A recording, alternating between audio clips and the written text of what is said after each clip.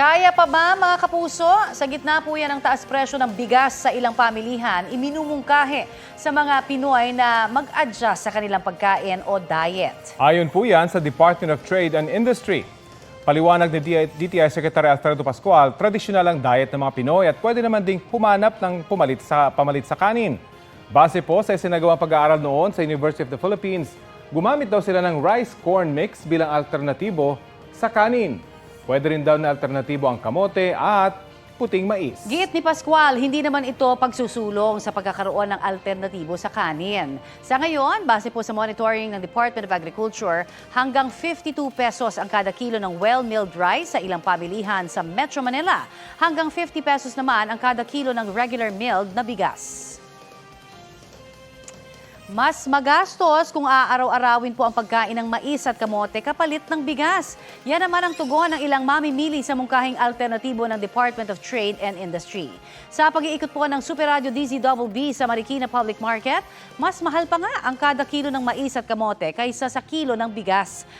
Ang kamote, 60 pesos ang bentahan. 65 pesos naman para sa mais. Samantalang ang bigas nasa 50 pesos ang kada kilo. Hirit naman po ng ilang mamimili, magtulungan ang DTI at Department of Agriculture para matugunan ang mataas na presyo ng bigas. Dapat daw ay magpagtuunan ng pansin ang produksyon nito para may sapat na supply.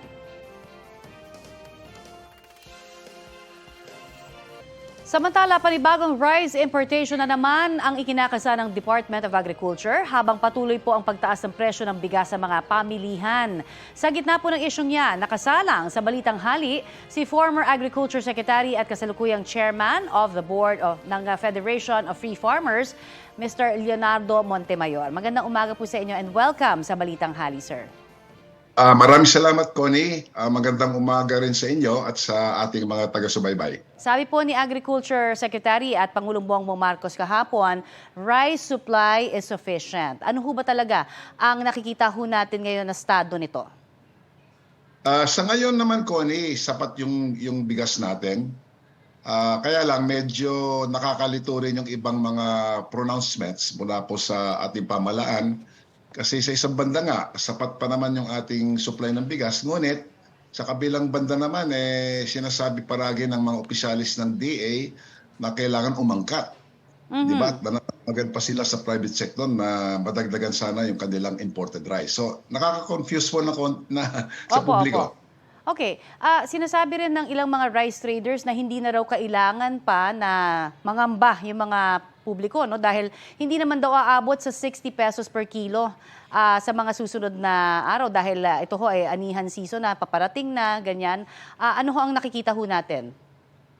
Sana po yun ang mangyari, Connie. Kasi sa aming pong pagsusubaybay sa presyo, nung nakaraang linggo, sa buong Pilipinas po, naglalaro po sa from 45 to 50 pesos po ang presyo po ng bigas sa merkado.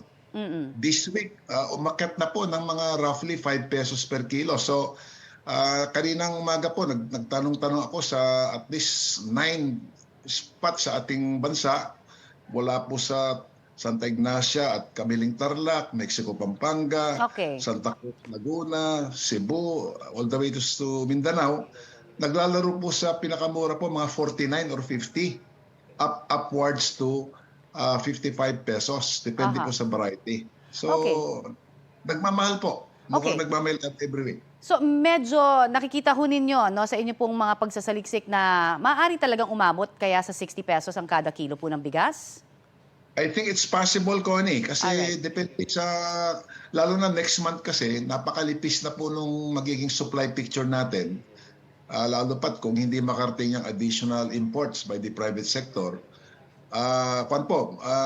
Magmamahal po ang bigas pagka nangyari po yan.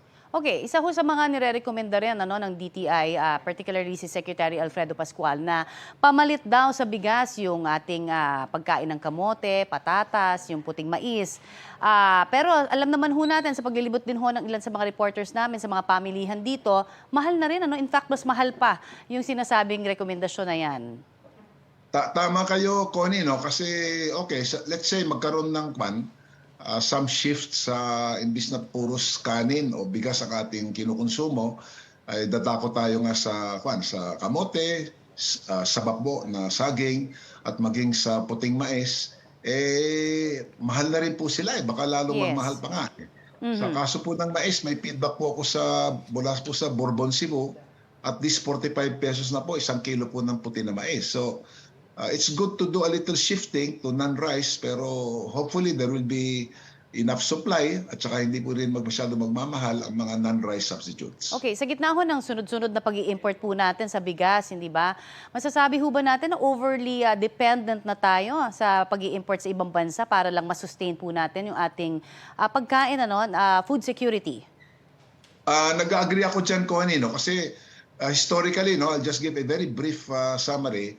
Nung panahon ni Presidente Pinoy Aquino, 2010 to 2016, average rice importation po natin isang taon ay 1 milyong tonelada. Aha. President Duterte, the first 3 years, siguro mga doble po yan, at least 2 million tons a year. Sa last half of the Duterte administration, average po ng more than 3 million tons a year. Under in the case of President Bongbong, last year po, umangkat po tayo 3.8 million tons. So, palaki po yung ating inaangkat na bigas. Okay, ano ho ang nakikita ninyo kayang immediate at saka long-term solution na maaring masuggest ninyo sa ating Pangulong Bongbong Marcos na siya ring secretary ng DA? Well, number one, pagpatuloy po nila yung kanilang panawagan sa ating mga importers na mag-angkat po ng karagdagang bigas po natin para maibsan po natin ang lean months after September. Pangalawa po ay, yung nga po, to the extent possible, encourage po natin ang ating consuming public, magtipid po sa paggamit po ng bigas, at kung makakayanan, mag-shift muna sa non-rice substitutes. Yun po immediate na nakikita po namin. Long term po, medium to long term, well, we really have to review the rice tariffication law kasi under that law po, nawalan po ng kapangyarihan ng National Food Authority na umangkat pagka may emergency situation, gaya po ngayon. At saka nawalan din po sila ng kapangyarihan na mag-inspect ng mga bodega ng mga private sector para tingnan kung may mga hoarding at ibang speculative activities. Marami pong salamat sa inyo pong binigay sa aming oras, sir. Welcome, Connie, and thank you for the invitation. Thank you rin po sa inyo, Federation of Free Farmers President Leonardo Montemayor. Mga kapuso, para sa mga maiinit na balita, mag-subscribe sa GMA Integrated News sa YouTube. Sa mga kapuso abroad, subaybayan niyo po kami sa GMA Pinoy TV at sa www.gmanews.tv.